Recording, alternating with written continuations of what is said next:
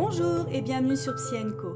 Je suis Jennifer Riera, psychologue pour enfants et adolescents et thérapeute familiale. Je travaille dans un cabinet en Haute-Savoie et au sein de plusieurs associations.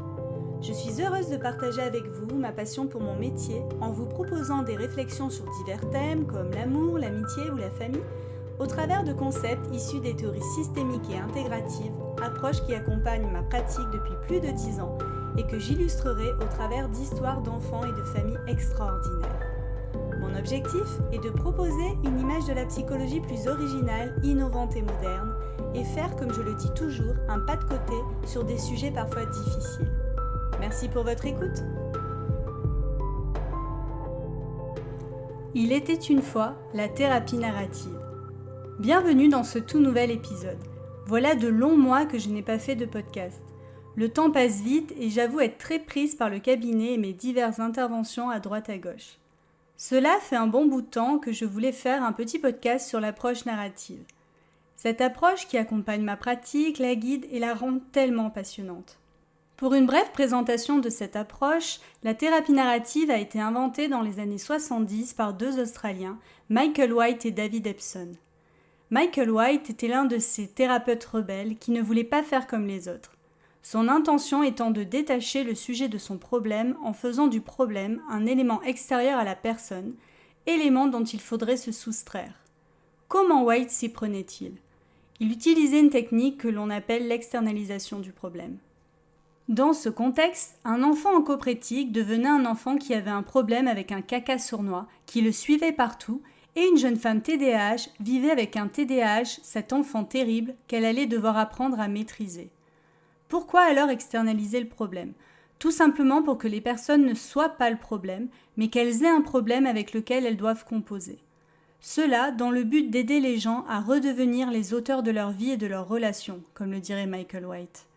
Ainsi, au cabinet, quand un enfant me dit par exemple « Je suis TDAH », je réponds souvent « Ok, tu as un TDAH qui t'embête ».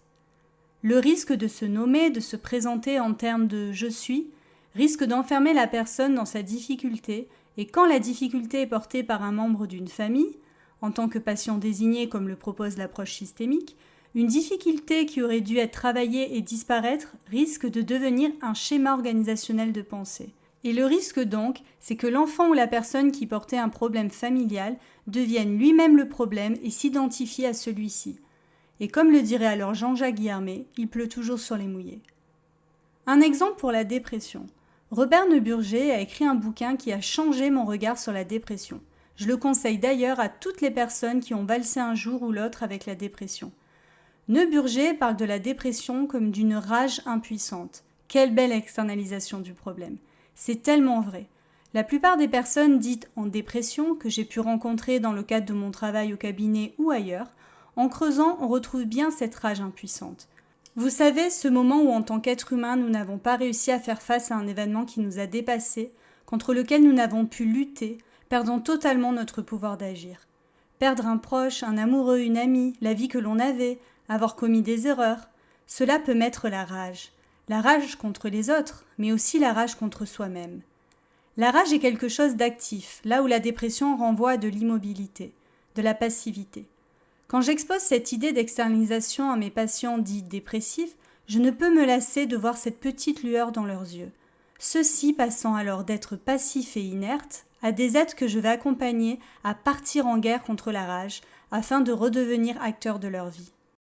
Chez les enfants, pour externaliser le problème, j'utilise d'autres médiations et notamment les Pokémon. Avec deux amies, l'une psychologue et l'autre éducatrice spécialisée qui est à l'origine de cette idée, nous avons développé l'utilisation des Pokémon afin d'externaliser le problème chez les enfants. Quel que soit le problème, ça fonctionne. Bien sûr, il faut que l'enfant aime les Pokémon, mais même s'il n'aime pas ça, ça peut aussi marcher avec des petits monstres ou bestioles diverses. Je voulais vous partager le récit d'un enfant extraordinaire. Il y a quelques mois, je reçois Ethan, 9 ans, adressé par une collègue psychologue qui quitte la région et qui a donné mes coordonnées à la famille pour que je puisse prendre le relais de la thérapie. Ethan était très attachée à ma collègue car elle l'accompagnait depuis plusieurs années pour des difficultés attentionnelles, mais surtout pour une encoprésie résistante. Je reçois alors Ethan en début d'année, je me présente, lui présente un peu ma manière de travailler. Ethan est très honteux quand ses parents abordent son problème d'encoprésie qui abîme les relations entre eux et leur fils, car c'est un sujet très conflictuel. Les parents ne sachant plus quoi faire et Ethan étant complètement impuissant face à cela. Il se trouve même dégoûtant, pour reprendre ces termes. L'externalisation du problème commence dès le premier rendez-vous, quand les parents parlent des difficultés de leur enfant. Il s'agit de reprendre ce qu'apportent les parents en y ajoutant une nuance oratoire.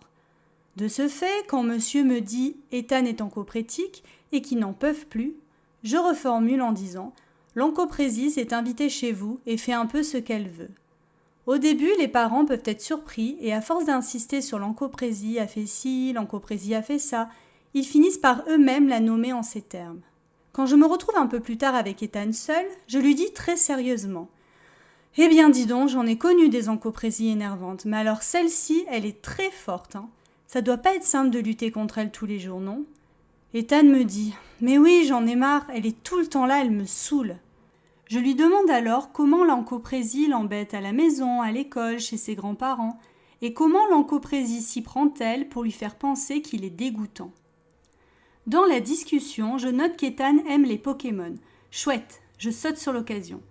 Je réfléchis et je lui demande s'il aime bien dessiner, ce à quoi il me répond oui. Je lui demande alors très sérieusement encore si Encoprésie était une sorte de Pokémon mal dressé, elle ressemblerait à quoi ? Ethan réfléchit. Puis il prend les feutres et commence à dessiner une espèce de bestiole marron sur mon tableau blanc. Il lui ajoute des flammes qui sortent de sa gueule. Je lui demande « Mais ce Pokémon, comment tu l'appellerais ?» Directement et très sérieusement, il me répond « Dragochian ». Alors bien sûr, il faut s'attendre à tout quand on effectue ce travail d'externalisation du problème, que ce soit avec les enfants ou les adolescents, et ne pas être à cheval sur le langage. Ainsi, quand Mélisse à 15 ans me parle de ses difficultés en disant « l'autre salope », je prends, et je parlerai de l'autre salope avec elle autant de temps qu'il le faudra. Bref, revenons à Dragochian. Une fois qu'il est dessiné, il va falloir lui trouver des forces, des pouvoirs et des faiblesses, comme pour tous les Pokémon. Ethan est très à l'aise avec l'exercice car il connaît parfaitement les Pokémon. Il m'explique que Dragochian fait que les autres enfants ne viennent pas vers lui, car il le fait sentir mauvais à cause de son pouvoir puanteur. Mais il ajoute également que Dragochian est tout de même un Pokémon très intelligent. Ok, alors on a le nom du Pokémon, ses pouvoirs, ses faiblesses, maintenant on fait quoi ?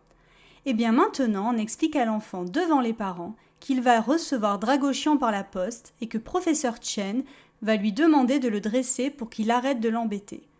J'avoue avoir une certaine satisfaction à voir la tête des parents qui se demandent si je suis dingue ou si j'ai complètement perdu la raison. Je leur fais alors un petit clin d'œil discret en expliquant que leur enfant devra revenir dans 3 semaines et me dire comment va Dragochian après avoir tenté de le dresser.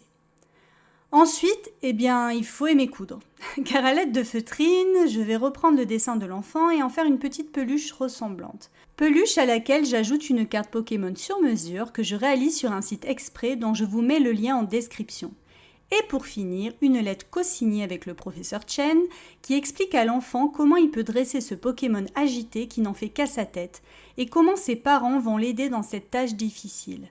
Pour Dragochian par exemple, je vous lis un extrait de la lettre. Cher Ethan, depuis quelque temps, tu as Dragochian, un Pokémon vraiment pénible et envahissant qui t'embête et te pousse à faire des choses que tu ne veux pas, surtout la journée. Comme pour Sacha, grand dresseur de Pokémon, je vais te demander de dresser Dragochian et de le faire évoluer. Je ne sais pas si tu connais très bien l'histoire de Pikachu, mais à la base, le professeur Chen, grand spécialiste des Pokémon, a demandé à Sacha de dresser Pikachu, car Pikachu était incontrôlable, tout foufou et il faisait plein de bêtises. Il en faisait voir de toutes les couleurs au pauvre Sacha. Tu trouveras avec cette lettre une petite peluche de Dragochian. Pour le moment, il est comme Pikachu, il est tout foufou et un peu incontrôlable. Tu trouveras aussi la carte qui lui correspond avec ses pouvoirs et ses forces. Je compte sur toi pour devenir son dresseur et le faire évoluer. Quand nous nous reverrons, tu peux apporter Dragochian pour me dire comment il va. Tu vas y arriver, mais prends ton temps. Pikachu n'a pas été dressé en quelques heures. Tu peux peut-être lui proposer d'utiliser son pouvoir puanteur un moment dans la journée que tu auras choisi toi, car tu es le dresseur. Mais le reste du temps, il doit t'obéir et gérer son pouvoir pour évoluer. Ce moment que tu auras choisi pour qu'il utilise son pouvoir peut être un moment où tu ne risques pas d'être rejeté par tes copains. N'oublie pas que tu peux compter sur l'aide de ton papa et ta maman pour leur confier Dragoshian quand tu sens que tu n'arrives pas trop à le dresser. Papa et maman seront toujours plus forts que Dragoshian et peut-être qu'ils ont eu déjà affaire à des Pokémon foufous comme Dragoshian quand ils étaient plus petits. Courage à toi, signé Jennifer et le professeur Chen.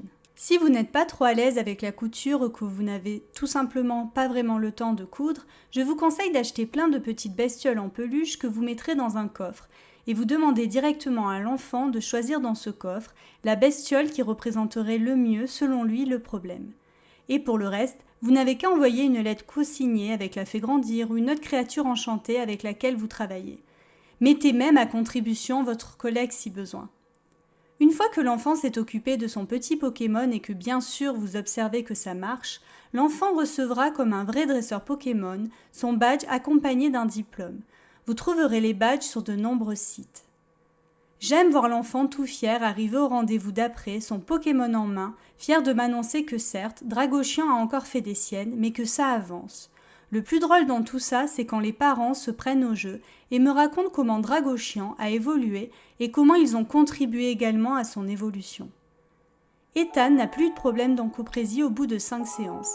Il a reçu 3 badges et j'ai pu espacer le travail. Je ne suis pas magicienne, je n'ai pas fait mieux que ma collègue. J'ai simplement proposé une autre lecture du problème, une autre manière de l'appréhender. Ce n'est pas magique, parfois ça ne marche pas.